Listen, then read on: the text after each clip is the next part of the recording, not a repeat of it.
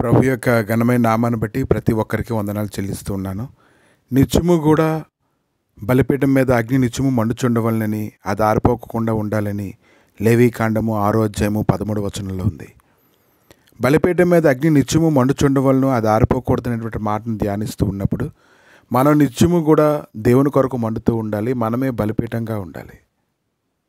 దానియేలు గ్రంథము 3వ అధ్యాయము 12వ వచనంలో, రాజా తాము షద్రకు మేషకు అబేద్నెగోను ముగ్గురు యూదులను బబులోను దేశంలోని రాజకార్యములు విచారించడానికి నియమించితిరి. ఆ మనుషులు తమ ఆజ్ఞను లక్ష్య పెట్టలేదు, తమరి దేవతలను పూజించట్లేదు, తమ నిలవబెట్టించిన బంగారు ప్రతిమకు నమస్కరించుటే లేదండ్రి. అందుకు నెబుకద్రెజరు అత్యాగ్రహమును రౌద్రమును గలవాడే షద్రకును మేషకును అబేద్నెగోను పట్టుకొని రెండని ఆజ్ఞగా వారు ఆ మనుషులను పట్టుకొని రాజసన్నిధికి తీసుకుని వచ్చిరి.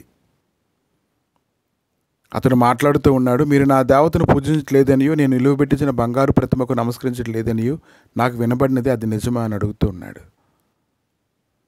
నేను చేయించిన ప్రతిమకు నమస్కరించుటకు సిద్ధముగా ఉండిన ఎడ్ల సరే, మీరు నమస్కరింపని ఎడ్ల తక్షణమే మండుచున్న వేడిమి గల అగ్నిగుండంలో మీరు వేయబడుదురు.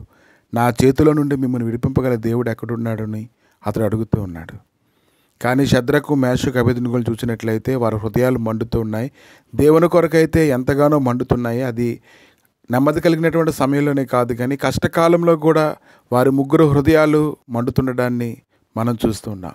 అనుదినము ప్రతి ఒక్కరు కూడా ఉదయకాలైన ప్రార్థన చేస్తూ ఉంటారు. అనేక రిక్వెస్ట్లు ఆయన సన్నిధిలోని కుమరిస్తూ ఉంటారు. కానీ అక్కడ షద్రకు మేషకు అబేద్నెగోలు మాట్లాడినటువంటి ఒక మాట, చాలా అద్భుతమైనటువంటి మాటని మనం చూస్తున్నాం. 16వ వచనం, దానియేలు గ్రంథము 3వ అధ్యాయము 16వ వచనంలో, షద్రకును మేషకును అబేద్నెగోయు రాజుతో ఇలాగ చెప్పిరి, నెబుకద్రెజరు ఇందును గురించి నీకు ప్రత్యుత్తరం ఇవ్వాలన్న చింత మాకు లేదు. మేము సేవించున్న దేవుడు మండుచున్న వేడిమి గల ఈ అగ్నిగుండంలో నుండి మమ్మల్ని తప్పించి రక్షించుటకు సమర్థుడు, మరియు నీ వశమున పడకుండా ఆయన మమ్మల్ని రక్షించును. ఒకవేళ ఆయన రక్షించకపోయినను రాజా, నీ దేవతలను మేము పూజింపమనియు నీవు నిలవబెట్టించిన బంగారు ప్రతిమకు నమస్కరింపమనియు తెలుసుకోనము అని చెప్పాను. వారు ఎలా మండుతున్నారో చూడండి. ఈరోజు దేవుని కొరకు ప్రతి ఒక్కరు కూడా మండాలి. దేవుని కొరకు రోషం కలిగినటువంటి వారుగా ఉండాలి. దేవునికి అటువంటి ప్రార్థన చేసేటువంటి వారు కావాలి. ఆయన సన్నిధిలో కుమరించబడినటువంటి అనేక రిక్వెస్ట్లను చూసిన దానికంటే వీరు పలుకుతున్నటువంటి మాటలు ఆయన సన్నిధిలో స్పష్టంగా గట్టిగా వినబడ్డాన్ని మనం చూస్తూ ఉన్నాం. ఆ తర్వాత లేఖనాల్లో చూస్తున్నప్పుడు ఆ మాటలు చెప్పినందుకు గాను ప్రభువే వారి మధ్యలోనికి వచ్చి వారిని ఘనపరచడాన్ని మనం చూస్తూ ఉన్నాం. కాబట్టి మన నిత్యము కూడా మండుతూ ఉండాలి. బలిపీఠం మీద అగ్ని నిత్యము ఎలాగైతే మండుతూ ఉంటుందో, యవనస్తులే కానీ చిన్నపిల్లలే కానీ అలాగే కుటుంబాలతో సహా దేవుని వెంబడిస్తున్నటువంటి వారి హృదయాలు అందరూ కూడా వాక్యంలో, ప్రార్థనలో, సహవాసంలో నిజముగా ఆయన వెంబడించడం ద్వారా మాత్రమే హృదయాలు మండుతాయని దినాన్ని తెలుసుకోగలగాలి. నిత్యము ఆయన సన్నిధిలో ఉండడం ద్వారా, ఆయన లేఖనాలను ధ్యానించడం ద్వారా, ఆయన మహిమను గురించి సాక్ష్యం చెప్పడం ద్వారా, ఆయన కొరకు సమాధానకరమైనటువంటి పాత్రలు మనం పట్టుకొని భూమి మీద అనేక స్థలముల్లో పరిగెత్తవలసిన అవసరం ఉంది. కాబట్టి ఈరోజు షద్రకు మేషకు అబేద్నెగోలు బబులోను సామ్రాజ్యంలో చూసినప్పుడు దేవుని యొక్క మహిమను తీసుకొని రావడానికి తమను తాము ప్రతిష్ఠించుకున్న విధానాన్ని మనం గమనించాలి.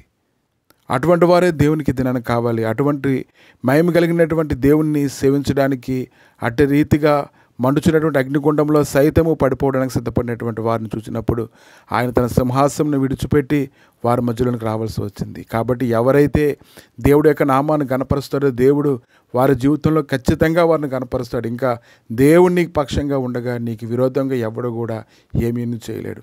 కాబట్టి షద్రకు మేషకు అబేద్నెగోల జీవితంలో గొప్ప కార్యాన్ని దేవుడు అక్కడ చేయడం మనం చూస్తూ ఉన్నాం.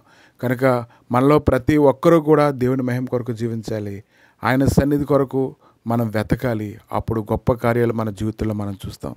ప్రభా, మీ దయగలిగిన హస్తాలకి నాయన ఈ సమయంలో అప్పగించుకొని ప్రార్థన చేస్తుండగా నాయన నిత్యము తండ్రి, నాయన ఏ సమయంలోనైనప్పటికీ ఎటువంటి పరిస్థితులు ఉన్నప్పటికీ తండ్రి, నీ కొరకు నిత్యము మండుచున్నట్లుగా ప్రభా షద్రకు మేషకు అబేద్నెగోలకి ఎలాగైతే కృపనిచ్చావు దేవా, ఈ లేఖనాలు వింటున్నటువంటి వారు అందరికీ నేను అటువంటి మండేటువంటి హృదయ స్థితిని అనుగ్రహించి నాయన నీ కొరకు ఈ భూమి మీద నాయన సజీవమైనటువంటి నాయన సాక్షులు ఉండటకు సహాయం దయచేయమని, మీరే మహిమ ఘనత ప్రభావాలు పొందమని యేసుక్రీస్తు నామములు అడిగి వేడుకుంటున్నాము తండ్రి.